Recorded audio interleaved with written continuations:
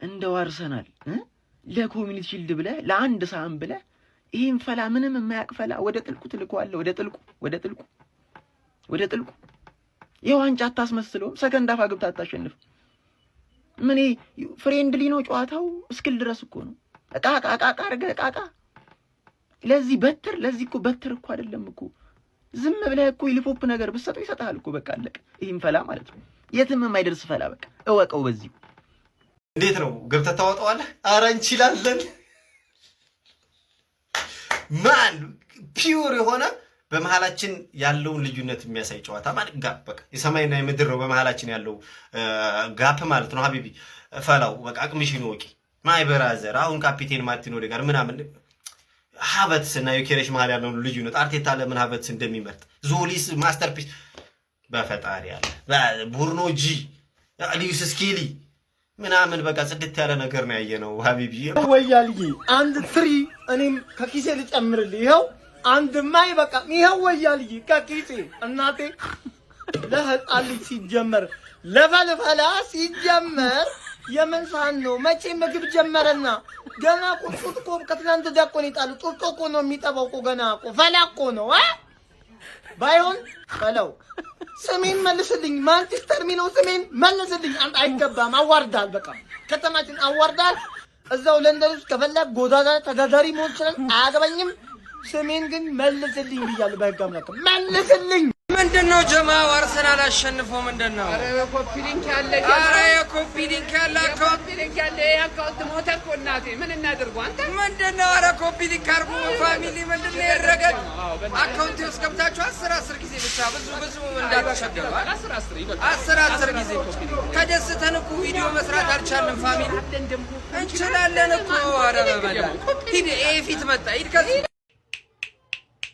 በመጀመሪያ ለሲቲ ደጋፊዎች አንዱ ለሶስት ነገር ልበላችሁ፣ ከዛ ቀጥዬ ወደ አርሰናል እመጣለሁ። የመጀመሪያው ዋናው ቁም ነገር ምን መሰላችሁ? የሲቲ ደጋፊዎች ላይቭ ላይ ስትከራከሩኝ ስታደርቁኝ ነበረ ማለት ኳስ የሚመለከት ሰው በደንብ የሚያየው ነገር ስለሆነ ማለት ኮቺንግ ኤሪያው ላይ ማለት ነው።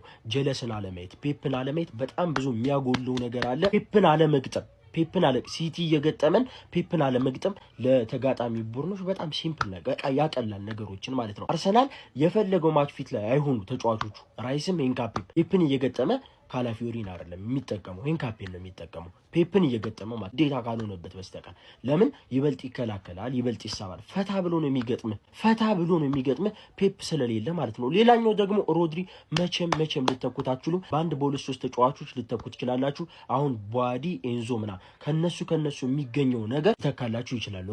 ሮድሪ ኳሱን እንድትቆጣጠሩት ይሄ በፖዚሽን ኳሱን እንድትይዙ ሳይሆን የሚያደርጋችሁ ቴምፖን ነው ኮንትሮል የሚያደርገው ማለት ኳሱ መፍጠን ባለበት ሰዓት ያፈጥነዋል፣ መቀዝቀዝ ባለበት ሰዓት ያቀዘቅዘዋል። አርሰናል 3-0 ሰከንድ አፍ ገብቶ አንድ ጎል አስቆጥሮ 3-0 እየመራ ኳሱ አይቀዘቅዝም። ሮድሪ ሲኖር ይበልጥ አታክ ይበልጥ እየፈጠንክ ነው የምትሄደው። እነሱ በፈለጉት መልኩ ቅዝቅዝ ልስልስ ያለ ጨዋታ እንድትጫወት አያደርግህም ማለት ነው። ሮድሪም ገና ነው። ሲቀጥል ሌላኛውና ወሳኙ ነገር ያው በዛሬው ጨዋታ እኔ ፊት ላይ ናቸው ብዬ አላስብም። የሲቲ ተጫዋቾች እንዳለ ኳስ ሲቀበሉ የነበራቸው አቅም፣ ሞራል፣ ሙዳቸው ምናምን ልክ አልነበረም። ያው ከፕሪሲዝን ስትመጣ ይጠበቃል ፊት አልነበሩም የሚል እምነት አለኝ። ትናንትናም በማንቸስተር ዩናይትድ በኩል ያዘነሲሳ ይቻላልም ጋይስ በፈጣሪ ስም ይሄ ጨዋታ አይደለም። በቃ ፍጹም የአርሰናልን የበላይነት ማሳያ ነው። ተለጠለጠ እኮ በመድኃኒዓለም ስም ገና ከሆኑ ፔፕ ናፈቀኝ። ደግሞ አንተ ቆይ ምን ሚሉ ሆነ? ከመከላከል ይልቁ የዚህ ልጅ ማጥቃቱ ያስፈራል በጣም። እዛ ነው የሚሉ ሲቲዎች ጋር ኧረ በስመ አብ ምንድነው ሲቲዎች ወደ ጥልቁ ሄዳችሁ ታውቃላችሁ? ግን የምሬን ነው። ወደ ጥልቁ ማለት ዛ 3-0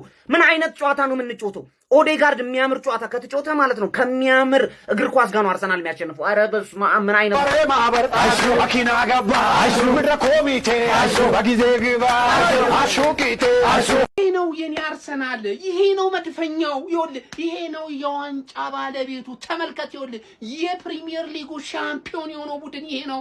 የኮሚኒቲ ሺልዱም ሻምፒዮን ይሄ ነው። ቀጣይ ዓመትም ሻምፒዮን የሆነው ይሄው አርሰናል ነው። ከዚህ ውጪ እንግሊዝን ሊቆጣጠራት የሚችል የትኛውም ክለብ የለም። የትኛውም ክለብ ነው። ምላባኪያ ተዘጋጅ፣ ራስህን አዘጋጀው በሞራሉ ረገድ